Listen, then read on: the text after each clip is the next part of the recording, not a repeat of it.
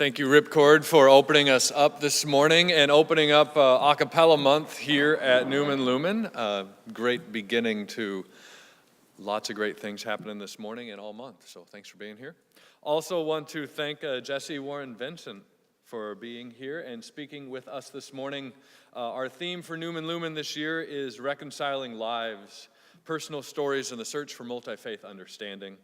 And I look forward to what you have to say. Jessie is the Assistant Director of Financial Planning here at Elon and an Associate Minister at Ebenezer United Church of Christ. So, Jessie, we're all yours.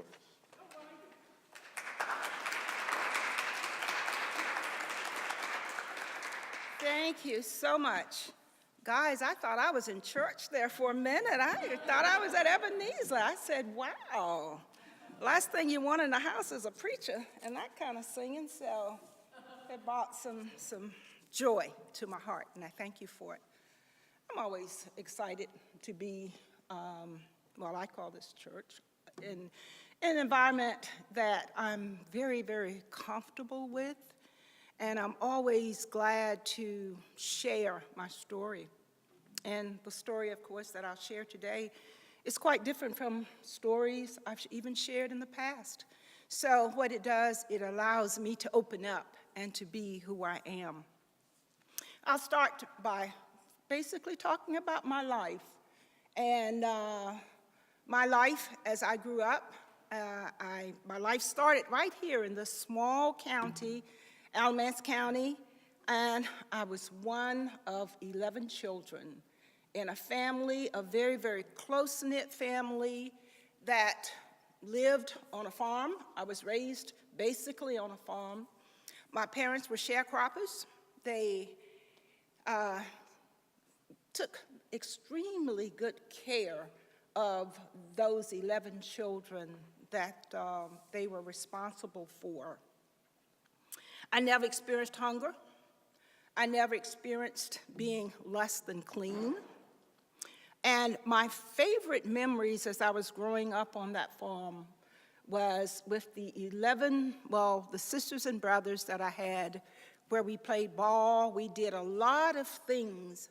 But interestingly, when I was living on that farm and started to my life, I knew nothing basically about white people except the house that the owner allowed us to live in, my family.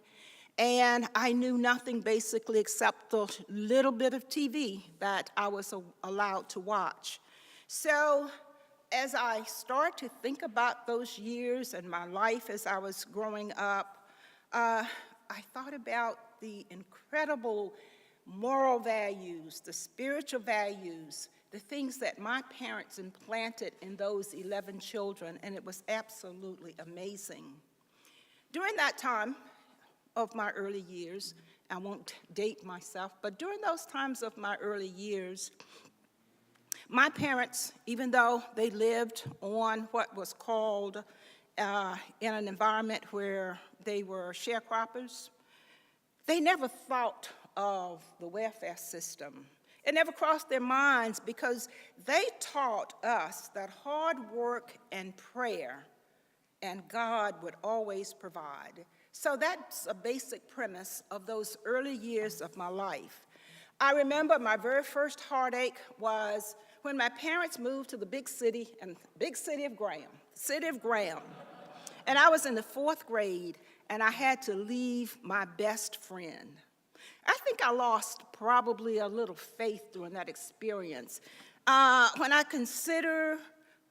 When you consider what they were attempting to do, move us to a better lifestyle, move us to home ownership, move us to a place where they could get public work. That was an amazing experience for me, but I could not for the life of me reconcile being torn away from a best friend in the 4th grade. I mean, that to me was my whole life. So as I moved into the city, my life continued to grow. My parents continued their strong moral values, teaching us what it meant to work hard, teaching us to be good citizens, good American children. But that life with my mother she felt needed to change. So my senior year, pardon me for a piece of gum in my mouth, my throat gets dry when I talk and when I preach especially. My senior year, my mother made a request of me to go to the all-white Graham High School, right here in Graham. That was in 1968. At that time, there was not a system of integration, but there was something called freedom of choice.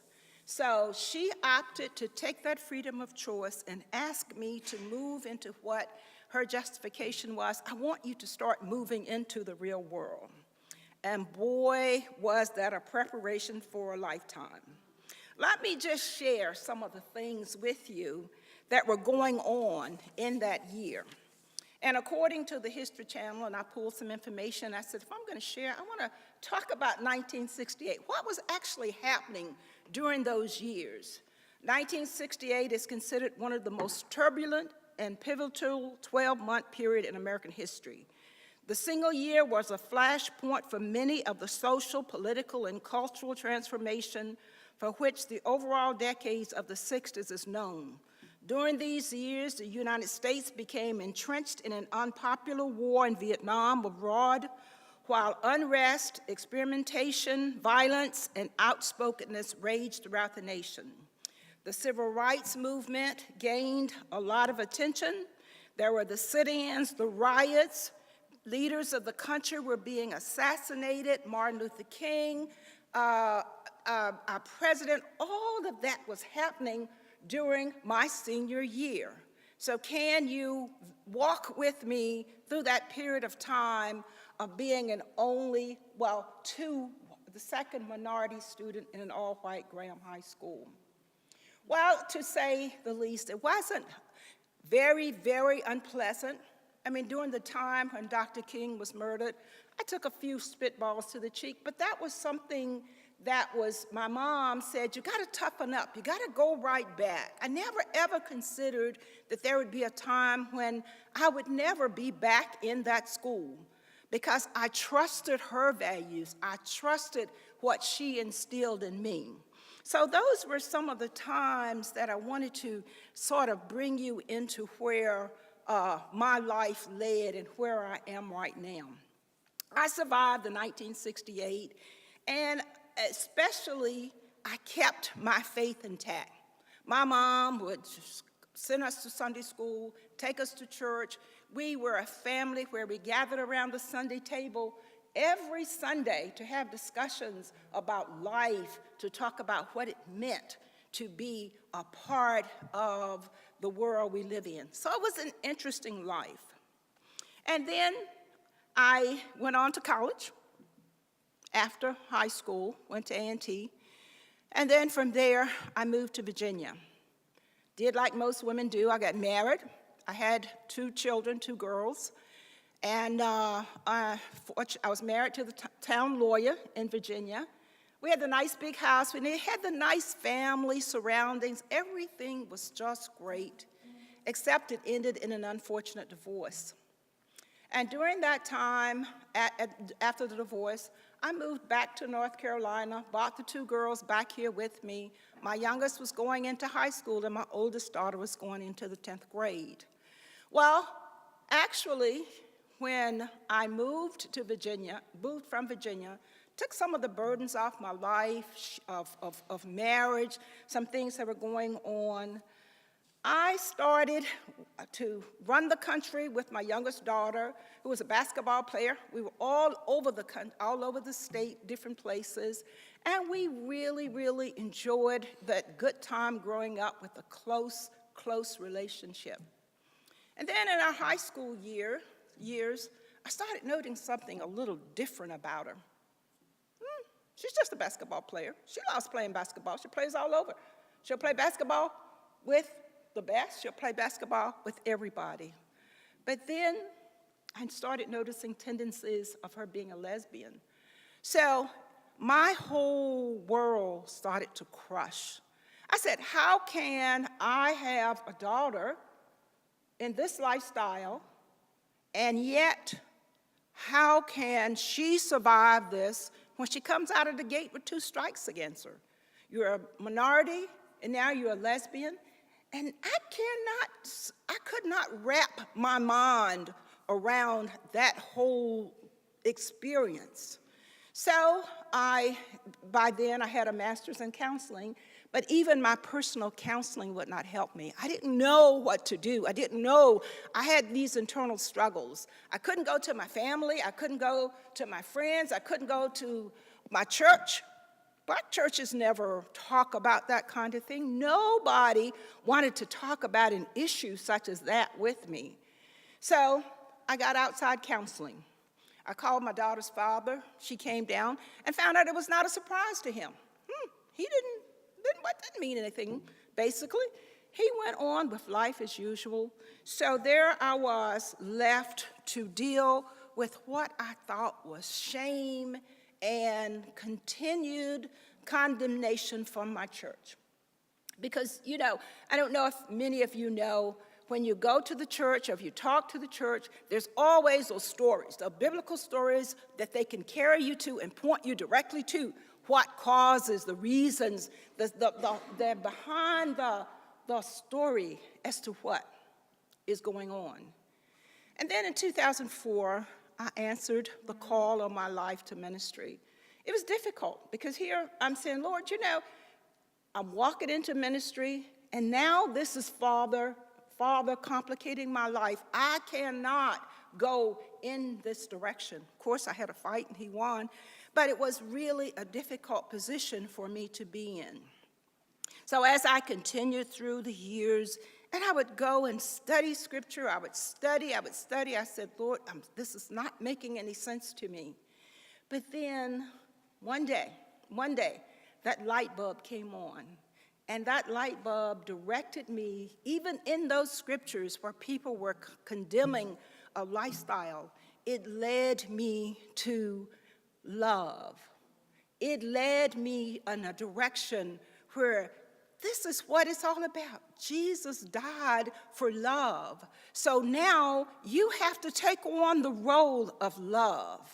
And when I moved, and it was a difficult place to move to, when I moved into that position of love and start recognizing the love that my daughter was giving to me, I became her life. I became her hold on to moments when things were so difficult.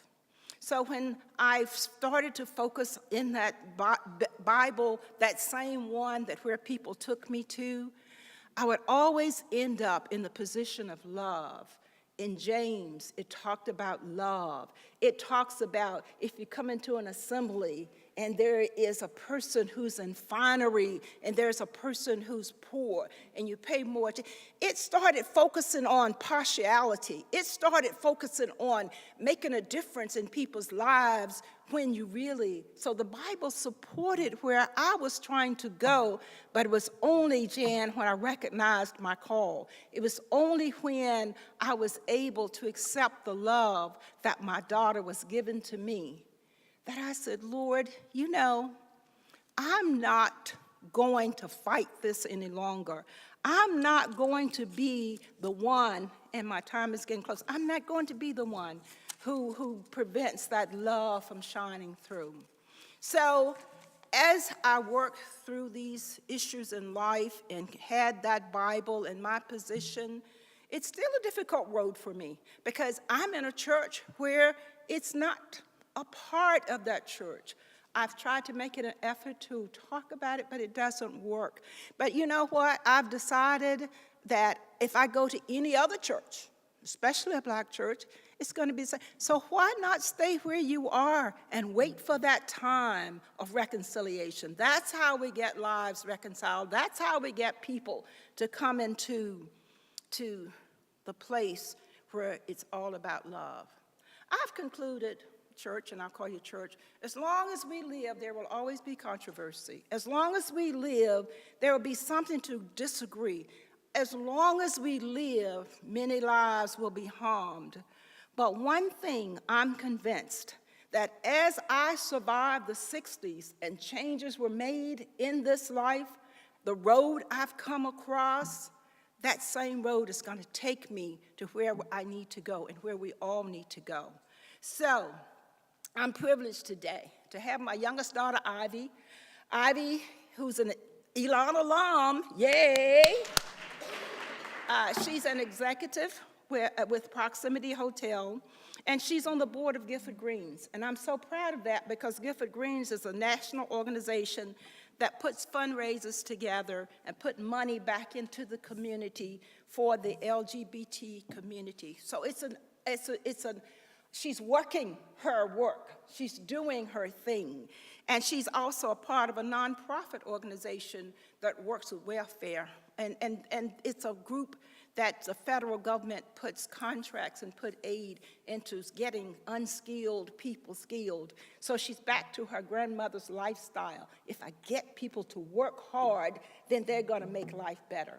So Ivy, stand. This is my love of my life, Ivy, and I'm so excited to be her mother. So thank you all for allowing me to share my story. Blessings to you.